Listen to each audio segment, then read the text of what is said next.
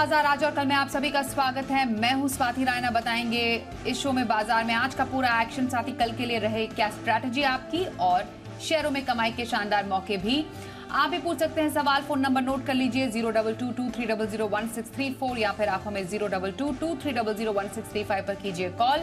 Facebook पर @ZEE Business online और x.com पर @ZEE Business अपने सवाल भेजिए #बाजार आज और कल लिखकर। और आपकी कल की तैयारी कराएंगे जी बिजनेस के मैनेजिंग एडिटर अनिल सिंह भी, और खास मेहमान हमारे साथ एक और हैं आज। उनका स्वागत करते हैं ट्रेड स्विफ्ट ब्रोकिंग के Sandeep Jain. Sandeep ji, welcome to the show. और पहले हम बाजार पर एक नजर डालने जरा। बाजार में आज हमें तूफानी तेजी देखी। कारोबार के अंत में सेंसेक्स 700 अंकों से ज्यादा उछलकर 66,900 के पार पहुंचा। निफ्टी 207 अंकों की शानदार तेजी के साथ 20,000 के पार बंद हुआ। बैंक निफ्टी 685 अंक बढ़कर 44,566 के स्तर पर बंद हुआ।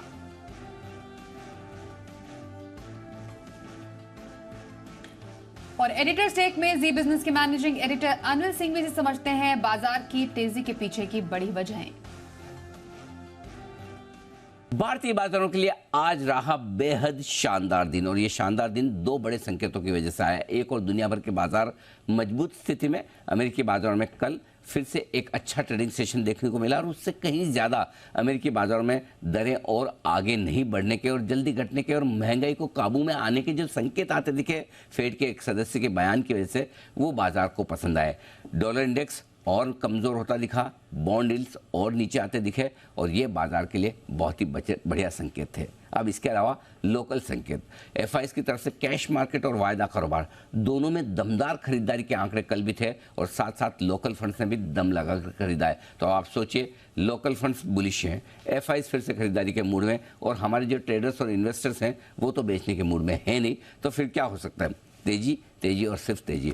मजबूती के साथ खुले और बाजार ने पीछे मुड़कर बिल्कुल भी नहीं देखा। बड़े गैप के साथ आज शुरुआत हुई, और एक बार 19,950 के आसपास थोड़ा ऊपर खुलने के बाद धीरे धीरे बाजार मजबूती बनाकर 20,000 को पार करके ऊपर निकले, और एक बार 20,000 को पार किया तो फिर पीछे मुड़कर नहीं देखा। दिन के हाईएस्ट पॉइंट पर डबल सेंचुरी मारकर 20,100 पर निफ्टी बंद होने में कामयाब रहा। लेकिन आज का हीरो और स्टार परफॉर्मर था बैंक निफ्टी। 3-4 सेशन से बैंक निफ्टी में जो कमजोरी, या यूं कहें कि पीछे पीछे चलने की जो आदत पड़ गई ना आरबीआई की तरफ से, जब रिस्क वेटेज बढ़ाया गया तब से बैंक निफ्टी का मूड बहुत ख़राब है। लेकिन आज वो सारी चिंताएं भुलाकर बैंक निफ्टी ने 44,000 के ऊपर शुरुआत की।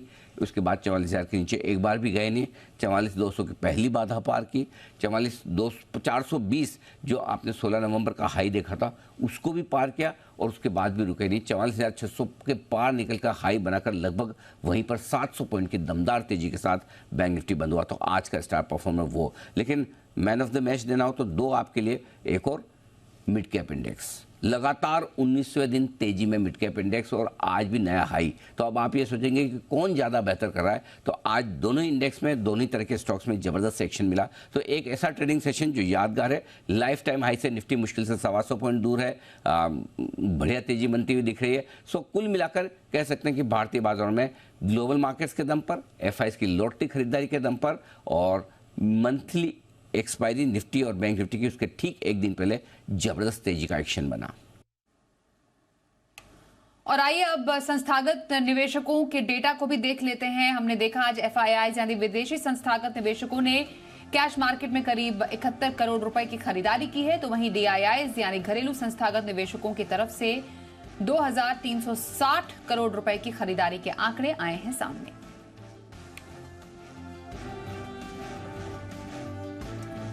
और अब आज के खास एक्सपर्ट ट्रेड स्विफ्ट ब्रोकिंग के संदीप जैन हमारे साथ है। संदीप जी, बाजार की तेजी को कैसे समझे और आगे क्या रह सकती है चाल?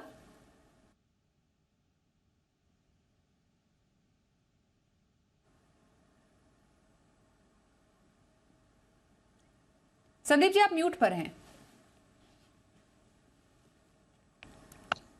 वेरी सॉरी, नमस्कार वंस अगेन। आज अनिल जी ने एक बहुत अभी बढ़िया बात बोली, वो थी कि चौतरफा तेजी थी। मिड कैप, स्मॉल कैप 14,000 के ऊपर, मिड कैप कंटिन्यूअसली 19 दिन तक तेजी में बंद होना, और निफ्टी का डिसाइसिवली 20,000 के ऊपर बंद होना, ये सारी जबरदस्त संकेत देते हैं कि आगे भी तेजी बनी रहेगी। सो आई फील कि देखिए, एक तो डविश व्यू जो आया है, क्रिस्टोफर वॉलर जो एक फेड के एक मेंबर है, उनकी तरफ से एक बहुत बढ़िया डविश व्यू आया, और जो डॉलर इंडेक्स नीचे आना, ग्लोबल क्यूज अच्छे रहना, सारे मार्केट्स आज भी अच्छा कर रहे हैं अभी तो, और बॉन्ड यील्ड्स का नीचे आना, एफआईआई जबरदस्त एक्शन में आ गए। मतलब मैं फ्राइडे को देखा डेटा, तो एफआईआई फ्यूचर्स में ज्यादा नहीं थे इंडेक्स में, बट स्टॉक स्पेसिफिकली तेजी में आए। फिर कल का डेटा देखे तो सारी चीजों में तेजी में आ गया, और आज हालांकि कैश मार्केट का जो डेटा उसमें कोई बहुत ज्यादा बड़ा डेटा नहीं है, बट ये मुझे ऐसा लगता है कि ये लोग अब कहीं ना कहीं बाइंग में आ गए। कुछ तो शॉर्ट कवरिंग थी और कुछ कैचअप एक्शन भी है, और जब ये लोग आते हैं तो लार्ज कैप्स चलते हैं, जैसे कि एचडीएफसीज ऑफ द वर्ल्ड और रिलायंस, और ये जो बड़े जो वेटेज वाले स्टॉक्स है इन सब में इनकी बड़ा रुझान रहता है। तो इसलिए मार्केट्स सिर्फ 100-150 पॉइंट नीचे है अभी लाइफ टाइम हाइस के, तो हो सकता है कि एक बार कल का सेशन में एक अच्छी तेजी मिले, और परसों के सेशन में कल कटान है, परसों एक फ्रेश दिसंबर की सेटलमेंट शुरू होगी, और मंडे को हम रिजल्ट्स का रिएक्शन देंगे, और कल हम देखेंगे कि कैसे, शायद कल जहां तक मुझे ध्यान है एग्जिट पोल के डेटा आने वाले हैं। So let's see how it goes like, but overall bullish हूं मैं। मतलब रिजल्ट्स अगर बहुत ज्यादा रूलिंग पार्टी के फेवर में नहीं भी आते हैं तो भी तेजी मद्दी नहीं आएगी, और एक बार मद्दी भी आती है और अगर अच्छा आ गया तो बहुत बढ़िया रहेगा। सो दोनों सिचुएशन में मुझे लगता है कि फायदा ही होगा मार्केट्स को। So anyways let's go back to the things. तो मुझे लगता है कि मार्केट्स में बाय ऑन डिप्स का मार्केट्स है, और स्मॉल कैप मिड कैप भी अच्छा कर रहे हैं, लार्ज कैप्स भी अच्छा कर रहे हैं, बट ओवरऑल मैं थोड़ा सा बायस्ड अभी लार्ज कैप्स की तरफ होऊंगा, क्योंकि एफआईआई एक्शन में है तो लार्ज कैप्स की तरफ देखना चाहिए। तो large cap space interesting space लग रहा है संदीप जी को। संदीप जी, अब पोजिशनली कौन से स्टॉक में आपकी स्ट्रैटेजी बनाने की सलाह रहेगी? देखिए, आज मैं एक फार्मा स्टॉक लाया हूं। मैं पहले भी फार्मा स्टॉक्स दे रहा था, और फार्मा स्टॉक्स भी देखिए अपने लाइफ टाइम हाइस के ऊपर है। तो ग्यूफिक बायोसाइंसेस, ये पोजिशनल पिक के तौर पे एक मिड कैप फार्मा स्टॉक लाया हूं, जो कि जेम स्टॉक भी है मेरा। 302 के लगभग बंद हुआ है, 321, 325 का टारगेट और 295 का स्टॉप लॉस। ग्यूफिक बायोसाइंसेस पर पोजिशनल खरीदारी की सलाह आई है हमारे आज के एक्सपर्ट संदीप जी की तरफ से। संदीप जी, अब लंबे अवधि के स्टॉक का आपका पसंदीदा शेयर बताइए प्लीज। बिल्कुल, एक बेहतरीन पेंट्स कंपनी, जब आपके क्रूड ऑयल कंट्रोल में आ जाए, नीचे आने लग जाए और माहौल ठीक हो रहा है, और इंडिया में देखिए वैसे ही मतलब बहुत बढ़िया एक इकोनॉमी में ग्रोथ का जब नजरिया दिखता है, तो ये सारी कंपनियां जो कंज्यूमर स्टेपल्स वाली डिस्क्रिशनरी वाली कंपनियां अच्छा करेंगी। और उनमें से एक स्टॉक है एक्सोनोबेल, जो कि अपने पीयर्स के मुकाबले बहुत सस्ता चलता है। पेंट्स अगर कंपनीज को देखें तो 5-6 बड़ी बड़ी कंपनियां जो लिस्टेड स्पेस में है, और वहां पे one of the lowest valuations वाली कंपनी है। अगर आप एशियन पेंट्स देखो, बर्जर पेंट्स देखो, कांजाई नेरोलेक देखिए, तो एक्सोनोबेल उसके सामने, इंडिगो पेंट्स है, इनके सामने बहुत सस्ते वैल्यूएशन पे है। और अब क्या है कि जो पास्ट में जो मार्केट सस्ता वैल्यूएशन देता था, उसके परे अब ऊपर आ गया ये मार्केट्स में, और कहीं ना कहीं जो ग्रोथ है, ये सब जो एक थोड़ा इश्यू रहता था वहां पे अच्छा करने लग गए। 12-13% की ग्रोथ अब सेल्स में भी है, 12-13% की प्रॉफिट की कैगर भी है। और एक्सोनोबेल को ये नहीं भूलना चाहिए कि जो पेरेंटेज है वो एक्स्ट्राऑर्डिनरी है, नीदरलैंड्स की कंपनी एक्सोनोबेल, और वर्ल्ड की लार्जेस्ट कोटिंग्स कंपनी है, और मेजर मार्केट पोजीशन और ब्रांड्स इनकी अलग अलग कंट्रीज में है। So that's why I like the company, क्योंकि यहाँ पे कोई इशू नहीं आता। और दूसरा, पहले ये आईसीआई के नाम से पॉपुलर हुआ करता था, और अब मैं अगर देखूं तो आउट परफॉर्मर रहेगा ये पेंट्स में, और आगे आने वाले दिनों में और भी अच्छा करेगा। ऊपर के लेवल्स 2965 है, वहां से करेक्ट हुआ है, और 2400 के लगभग भाव है, 2475 के लगभग। तो देखिए 35% का रिटर्न ऑन कैपिटल एम्प्लॉयड, 26% का रिटर्न ऑन इक्विटी, 12-13% से सेल्स की कैगर है पिछले 3-3 साल की, और डेट्स भी नेग्लिजिबल ही होते हैं इन सब में, तो एमएनसी वाली कंपनियों में। और डिविडेंड यील्ड बहुत बढ़िया, करीब 2.25% के लगभग। और मैं देख रहा था quarterly results, they were very good. In fact 65 crore का पैट था सितंबर 2022 में, उसके सामने सितंबर 2023 में 94 करोड़ का पैट। इवन जून का क्वार्टर भी बहुत बढ़ गया था, पहली बार ये लोग 110 करोड़ के ऊपर निकले हैं। सो 400 करोड़ के लगभग का टीटीएम बेसिस पे पैट है। और ये स्टॉक को मैं इस सेगमेंट में, मतलब इस शाम वाले प्रोग्राम में मैंने काफी रिकमेंड किया, और हर बार रिकमेंड करते हैं ऊपर जाके। अब एक बार अब नीचे आया है, टारगेट्स अचीव हुए हैं, और अपने 200 डेमा के आसपास है, तो रिस्क रिवॉर्ड रेशियोज भी बढ़िया। और जब मार्केट्स हाइस पे रहते हैं तो सर्टेनली स्टॉक्स वैसे देखने चाहिए जहां पे आपके रिस्क रिवॉर्ड रेशियो बेहतर हो। तो प्रोमोटर्स की स्ट्रॉन्ग 75% की शेयर होल्डिंग के अलावा एफआईएस डीआईएस करीब 12% होल्ड करते हो। इसमें और एक इंपॉर्टेंट बात है, जब आपका कॉम्पिटिटर आपको लाइक करता है तो that's again a very big plus. और एशियन पेंट्स का 4.5% के लगभग इसमें शेयर होल्डिंग है, तो पब्लिक में माल काफी कम है, 8-9% के लगभग है। सो ओवरऑल आई फील कि एक्सो नोबेल को इन लेवल्स पे ले 2790 2850 के टारगेट के लिए। बिल्कुल, तो ये रही लंबी अवधि के लिए एक्सो नोबेल में खरीदारी की राय संदीप जी की तरफ से। आइए अब आगे बढ़ते हैं और पहले कॉलर से बात करें। भुवनेश्वर से श्री कृष्णा जी हमारे साथ है। नमस्कार, बताइए आपके पास कौन सा स्टॉक है? नमस्कार मैडम। हेलो जी नमस्ते। हाँ संदीप जी नमस्ते। जी सुन पा रहे हैं, पूछिए सवाल। नमस्ते नमस्ते। हाँ संदीप जी, आपका जेम्स हम तो हर 9:30 बजे देखते हैं और कुछ भी आपका पहले बड़ा हिट होता था, अभी थोड़ा बहुत कम दे रहे हैं आप। और मेरा क्वेश्चन ये है, हेलो। हाँ जी बोलिए बोलिए। आईडीएफसी लिमिटेड,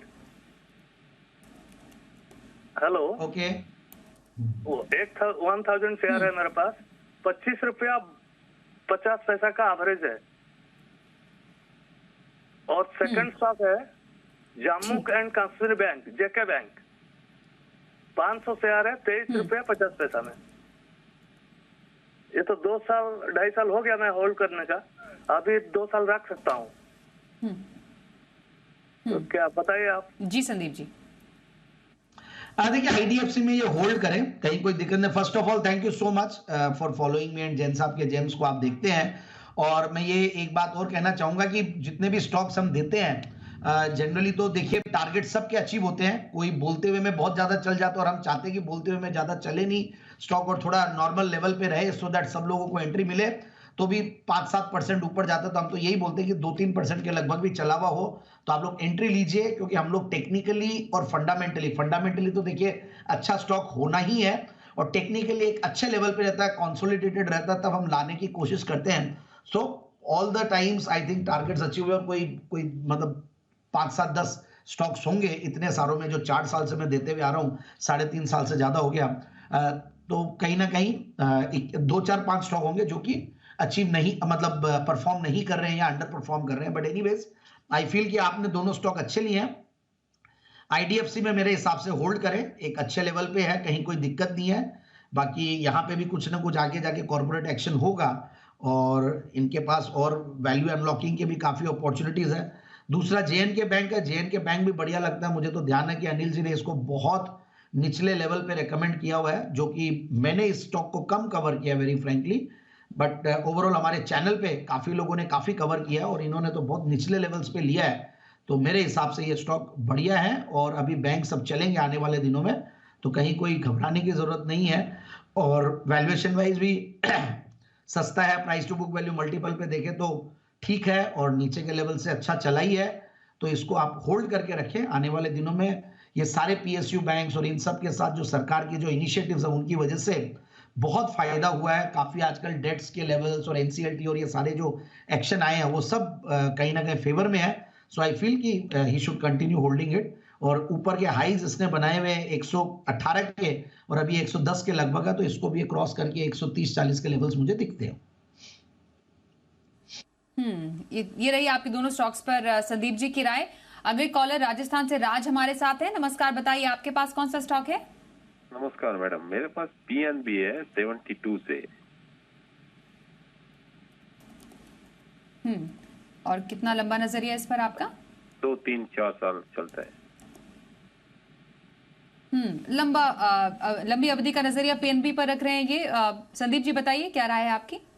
नहीं, बिल्कुल इनको होल्ड करना चाहिए। पीएनबी बढ़िया लग रहा है मुझे, टेक्निकली भी बढ़िया लग रहा है, फंडामेंटली भी चीजें जो अभी मैंने जेएनके के लिए बोला वही चीजें अब यहाँ पे सारी बैंकों में देखने को मिलेगा। और एक बहुत बड़ी बुक साइज वाली कंपनी है, तो कहीं कोई दिक्कत नहीं है। और मुझे ऐसा लगता है कि डाउनसाइड भी इसमें बहुत ज्यादा लगता नहीं है। 70-75 will be a good range जहां पे ये सपोर्ट लेगा।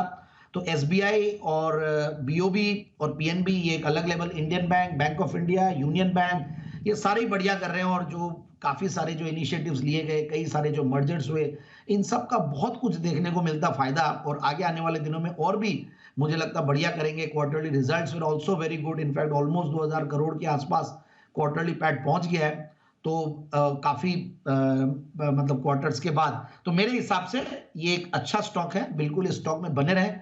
ऊपर के लेवल इस स्टॉक ने भी 8350 के दिखाए हुए हैं, तो मुझे लगता है कि 90-95 के टारगेट्स के लिए स्टॉक को होल्ड करके रखना चाहिए। तो पीएनबी होल्ड करने की सलाह आपके लिए।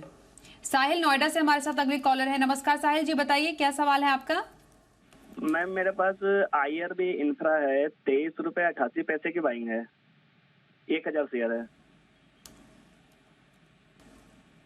कब तक के लिए लिया आपने? ये मैम मैंने पिछले दिवाली पे ही लिया था, अनिल सर ने रिकमेंड किया था, उसके बाद लिया था, बट मेरे को थोड़ा सा आगे का व्यू चाहिए कि कितने रुपए के टारगेट के लिए मुझे होल्ड करना चाहिए। ओके, IRB इंफ्रा ऑलरेडी आप मुनाफे में है, और आगे क्या टारगेट सर देख रहे हैं आप, अगर हम और साल भर तक का नजरिया देखें इसमें? संदीप जी?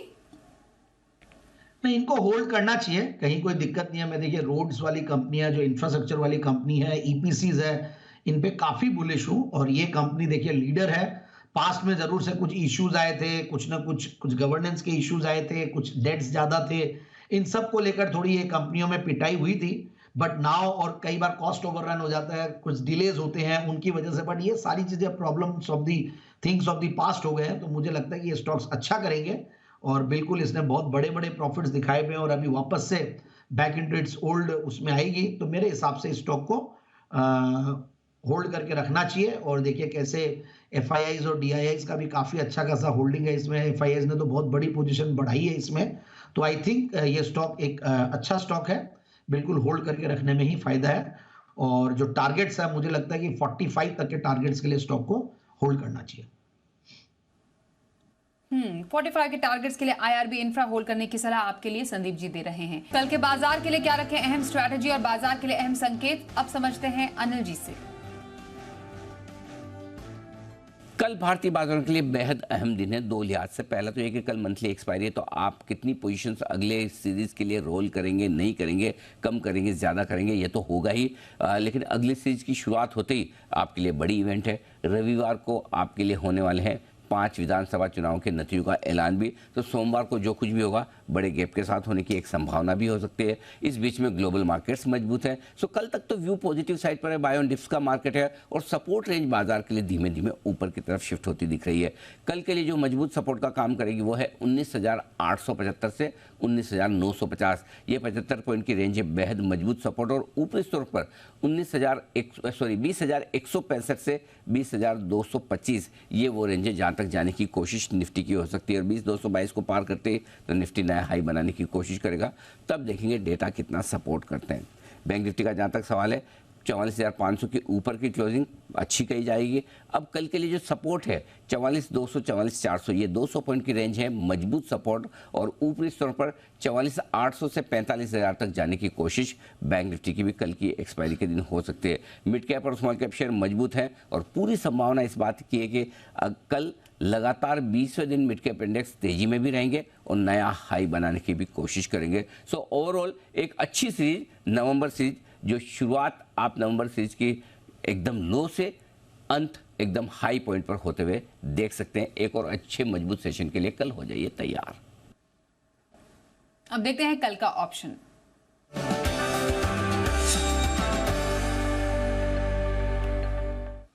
हमारे साथ SMC ग्लोबल के नितिन मुरार का। नितिन जी, बहुत स्वागत है।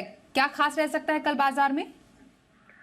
देखिए, कल खास दिन है, मंथली एक्सपायरी है और पे है, तो हमें फोकस कॉल ऑप्शन पे करना चाहिए, और बेट करेंगे हम 20,100 की कॉल ऑप्शन पे, जिसकी राइट बाइंग प्राइस आपकी 40 के आसपास है। यानी अगर ये 40 के आसपास मिलती है तो आपको खरीदना चाहिए, और उस केस में स्टॉप लॉस आपका बनेगा 16 रुपए का। यानी आप 40 के आसपास खरीदेंगे, 16 का स्टॉप लॉस, और टारगेट बनेंगे करीब 80 रुपए का। तो 20,100 की कॉल ऑप्शन पे बेट करेंगे। ओके, तो कॉल ऑप्शन बताने के लिए नितिन जी कल के बाजार में आपका बहुत धन्यवाद करते हैं। और संदीप जी, आपके नजर में कल के बाजार में कहां पर मौके ढूंढे जा सकते हैं? बिल्कुल देखिए, सीमेंट स्टॉक्स भी अच्छा कर रहे हैं, और उसमें अडानी ग्रुप के स्टॉक्स भी बढ़िया कर रहे हैं। और अंबुजा सीमेंट्स उसी ग्रुप की एक कंपनी 434 पे बंद हुआ था, 441 443 का टारगेट लगाए, और 430 का स्टॉप लॉस। एक छोटे स्टॉप लॉस के साथ बढ़िया रिस्क रिवॉर्ड रेशियो के लिए इंट्राडे एफएनओ पिक के तौर पे Ambuja Cements. Intraday FNO pick के तौर पर अंबुजा सीमेंट में कल के बाजार में खरीदारी करने की स्ट्रैटेजी आई है हमारे आज के एक्सपर्ट संदीप जैन की तरफ से। बहुत धन्यवाद संदीप जी, हमारे साथ आज आप इस कार्यक्रम में शामिल हुए।